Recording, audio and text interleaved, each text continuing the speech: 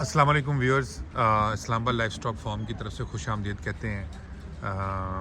आपने last time doctor साहब ने 2-3 वीडियोस जो आई थी पिछले वीक में, उसके ऊपर बड़ी डिबेट हुई और डॉक्टर साहब ने कुछ टॉपिक ऐसे छेड़े जो कि नॉर्मल हमारी जो जो कहते हैं प्रैक्टिसेस हैं उससे थोड़े हटके थे। तो काफ़ी लोगों ने उसके ऊपर फर्दर सवाल जवाब भी किए और लोग उसके ऊपर फर्दर जानना भी चाहते हैं। मिसाल के तौर पे एक डॉक्टर साहब ने बात की थी लाइन ब्रीडिंग की, कि बार बार ब्रीडिंग एक ही फॉर्म से एक ही बकरे से कराई जाए। उसके ऊपर इनब्रीड की बात की थी और उसके ऊपर काफ़ी ज़्यादा कॉल्स भी आई, डिस्कशंस भी हुई, वो एक टॉपिक ऑफ इंटरेस्ट बन गया। लेकिन उसके ऊपर मेरा ख्याल है आज हम ज़रा बात कम करेंगे, उसी से सवाल कुछ आगे डॉक्टर साहब आए हैं, उसी डिस्कशन को कंटिन्यू करते हैं। एक क्वेश्चन आया है, हमारे एक दोस्त हैं बैरून मुल्क होते हैं, उन्होंने बड़ा डिफरेंट सा क्वेश्चन किया। उन्होंने कहा है कि ये जब क्रॉसिंग करता है बकरा और बकरी तो कितने स्पर्म है जो कि रिलीज़ होते हैं, ठीक है, और या उन्होंने ये भी कहा था कि कितने ड्रॉप्स हैं जो कि रिलीज़ होते हैं। तो ये ज़रा थोड़ा बता दिए, क्योंकि एक क्वेश्चन था, इससे और भी हैं लेकिन पहले हम इससे शुरू कर लेते हैं। अस्सलाम वालेकुम।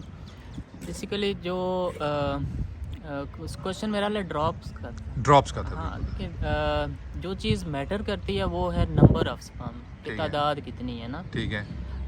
बकरियों में ये फिनोमेना ज़्यादा इसलिए हाईलाइट नहीं होता कि बकरियों में आर्टिफिशियल इंसेमिनेशन का रवाज अभी पाकिस्तान में ज़्यादा नहीं है। ठीक है। उन जानवरों में जैसे गाय है जिसमें आर्टिफिशियल इंसेमिनेशन होती है, वहाँ पे ये बड़ा एक क्रिटिकल फिनोमेना होता है कि एक बुल की एक एजैकुलेशन में कितने स्पर्म्स आ रहे हैं, वो नंबर होता है, तादाद होती है। ठीक है। उसका वॉल्यूम के साथ कोई इतना लेना देना नहीं होता। ठीक है। नंबर ऑफ स्पर्म बढ़ेंगे तो वो जो उसका एजैकुलेट है वो थिक हो जाएगा। ठीक है।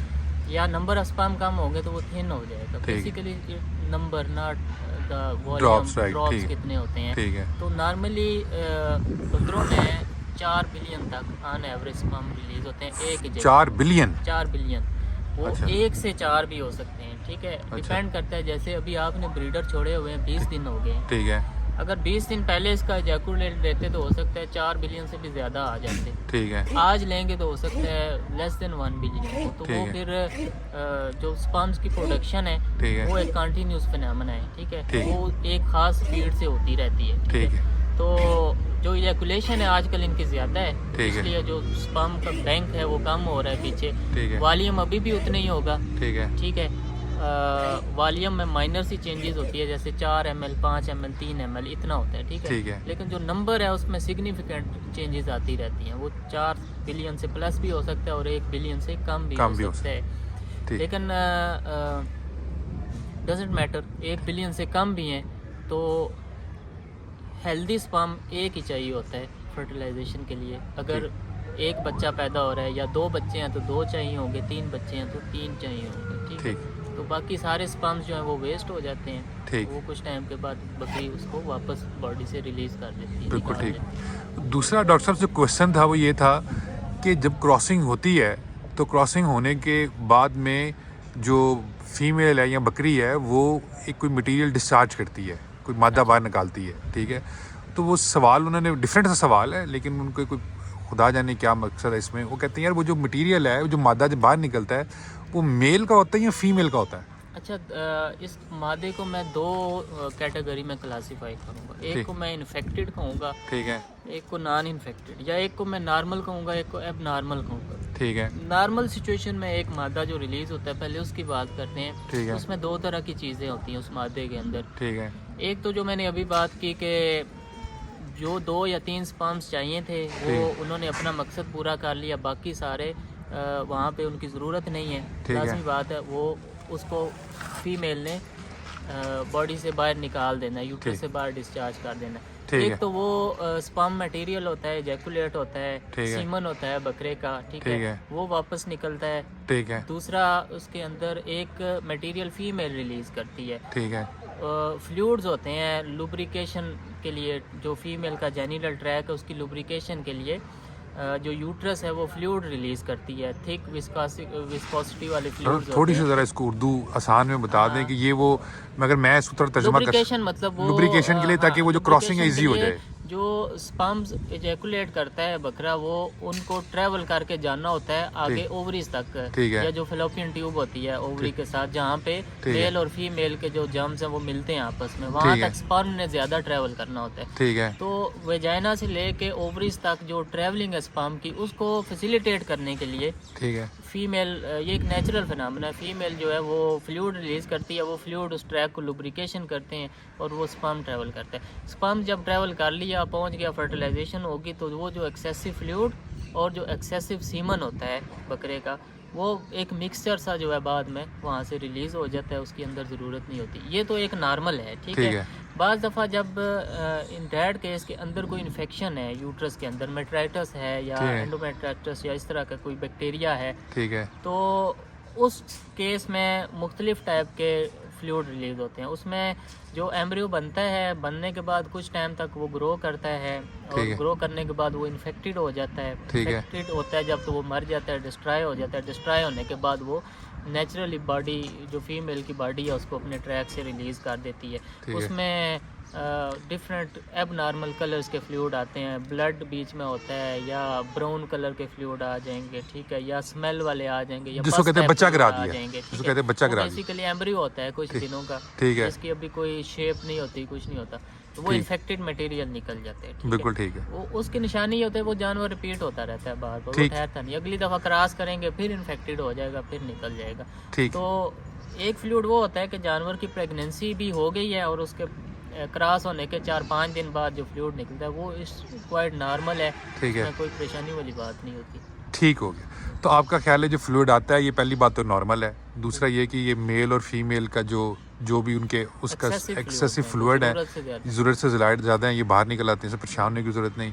2-3 दिनों बाद भी जो डिस्चार्ज होता है वो भी नॉर्मल है, ठीक है, वो भी कैसा नहीं है। लेकिन हाँ, अगर कोई कलरफुल डिस्चार्ज कितनी देर बाद अगर हो तो जाके हमें उससे परेशानी होने की ज़रूरत है कि क्या हो गया। ये महीने 1.5 महीने तक भी हो सकता है, ठीक है। अगर महीने 1.5 महीने बाद हो तो नॉर्मल है या ये? नहीं, वो नॉर्मल नहीं है, उसमें परेशानी होने की। 4-5 दिन के बाद जो उसका फीमेल का ट्रैक है वो बंद हो जाता है। 4-5 दिन बाद बच्चे को महफूज कर लिया जाता है, बाहर से कोई चीज़ अंदर से कोई चीज़ बाहर नहीं आ सकती, ठीक है। अगर वो बंद ना हो तो वो बच्चा इन्फेक्टेड हो जाता है, बाहर से जरासीम अंदर ट्रैवल करके चले जाते हैं बच्चे तक। अच्छा। तो वेजाइना से आगे जो सर्विक्स कहते हैं उसको, वो बंद हो जाती है उसके बाद। वो जब बंद हो गई, वो ट्रैक लॉक हो गया हुआ है, ठीक है, बच्चे को महफूज कर लिया हुआ है, 5-6 दिन के बाद जो फ्लूइड आते हैं वो नॉर्मल नहीं होते। ठीक, बिल्कुल ठीक हो गया डॉक्टर साहब, थैंक यू वेरी मच। इसको हम यहाँ भी ख़त्म करेंगे। ये इसमें एक मिथ भी है, वो भी क्लियर कर दें। वो कौन सी है सर? कुछ लोग ना परेशान हो जाते हैं कि बकरे ने क्रॉस किया और उसके बाद बकरी ने जो है वो यूरिन पास कर लिया ना, अच्छा, तो वो जो बकरे का इजैकुलेट था वो ज़ाया हो गया सारा। अच्छा। उसमें जैसे मैंने बताया 4 बिलियन स्पर्म्स होते हैं ना, ठीक है। स्पर्म के अंदर एक नेचुरल एबिलिटी होती है, ये अपने तई आगे को ट्रेवल करते हैं, ठीक है। ये क्योंकि ये कोई ऐसी मुर्दा चीज़ नहीं है कि जो अंदर डाली और इसको पकड़ के आप एग तक छोड़ के आएंगे तो तभी फर्टिलाइजेशन होगी। ये एक जिंदा चीज़ है। ये एग बहुत दूर होता है, जो मादा जरासीम होता है ना वो इससे बहुत दूर होता है, ये खुद ट्रेवल करके जाता है, वहाँ तक जाता है, ठीक है। और उसी ट्रेवलिंग में पता चलता है कि हेल्दीएस्ट स्पर्म कौन सा है, सबसे हेल्दी होता है ना। ये जो पहले दौड़ लगती है ना, इसका बेसिक मकसद यही होता है। ये नेचर ने एक चीज़ कंट्रोल की है कि जो सबसे हेल्दी स्पर्म है ना, वो बीच में जो रेस है, जो ट्रैक है, वो इसीलिए है कि जो रेस जीतेगा वही जाके क्रॉस करेगा, ताकि आपके पास जो बेस्ट है वो आप आगे तक क्रॉस करें और वही बच्चा आपके पास पैदा हो ना। तो जितने लंगड़े लूले होते हैं वो पीछे रह जाते हैं, ठीक है। तो जब बकरा स्पर्म छोड़ता है, मैक्सिमम वो वेजाइना में छोड़ता है, ठीक है। सर्विक्स तक बाज़ दफ़ा पहुंचते हैं या नहीं पहुंचते, ठीक है। आगे स्पर्म ने खुद ट्रैवल करना होता है। जो ये फीमेल की बॉडी के साथ टच होता है यूट्रस के साथ, तो ये आगे की तरफ रश करता है स्पीड में, ठीक है। ये दौड़ते हैं, बिल्कुल ठीक है। तो उसके बाद जो यूरिन वाला ट्रैक होता है ना, वो अलग होता है, ठीक है। यूरिन वाला ट्रैक जो होता है ना, वो बिल्कुल वेजाइना के बिल्कुल स्टार्ट में आके ओपन होता है, बिल्कुल ठीक है। तो वहाँ से अगर यूरिन करती है या सीमन का कुछ पार्ट उसके साथ बाहर निकल भी जाता है, तो वो जस्ट सीमन है, ठीक है। वो फ्लूइड्स हैं, उसमें स्पर्म्स ना होने के बराबर होते हैं। जो हेल्दी स्पर्म होते हैं ना, वो विद इन सेकेंड्स अपना ट्रैक पकड़ लेते हैं और आगे की तरफ ही ट्रैवल करते हैं, वो वापस नहीं आते, बिल्कुल नेचुरल। दूसरा फीमेल ट्रैक के अंदर उसका स्ट्रक्चर ऐसा होता है कि वो आगे की तरफ ही फैसिलिटेट करता है स्पर्म को, पीछे नहीं आता। पीछे नहीं आता। तो अगर बकरी यूरिन करती है, हाँ या बकरी अगर क्रॉस होने के बाद फौरन बैठ जाती है, हाँ तो डजंट मैटर, उसको बैठने दिया करें। लोग 6-6 घंटे उसको खड़ा रखते हैं, 8-8 घंटे खड़ा रखते हैं, बैठने नहीं देना, ठीक है, यूरिन नहीं करने देते। ठीक है। नॉर्मल ये अगर Natural इसमें कोई मसला होता ना, तो ये नेचर ये चीज़ें कंट्रोल करती, ठीक बिल्कुल है। ठीक। आपको कुछ इसकी ज़रूरत नहीं है। नेचुरल ब्रीडिंग में हाँ आपने परेशान नहीं होना। ठीक, वो यूरिन भी करती ठीक। है या डिस्चार्ज भी निकलता है, तो ठीक, उससे प्रेगनेंसी के ऊपर भी फर्क मैं डॉक्टर साहब इसको आसान उर्दू, क्योंकि आप जब बोल होती है ना, तो आप थोड़ी ज़रा अंग्रेज़ी का सहारा ज़्यादा लेते हैं, वो फिर ऑडियंस जो है ना वो थोड़ी सी शिकायत करती है कि डॉक्टर साहब मुश्किल बातें करते हैं। तो व्यूअर्स, जो आसान है कि आसान ज़ुबान में ये है कि अगर जब बकरी यूरिन कर दे, पेशाब कर दे क्रॉस होने के फ़ौरन बाद, तो ये नेचुरल कुदरती प्रोसेस है, इसके अंदर कोई परेशानी की बात नहीं है।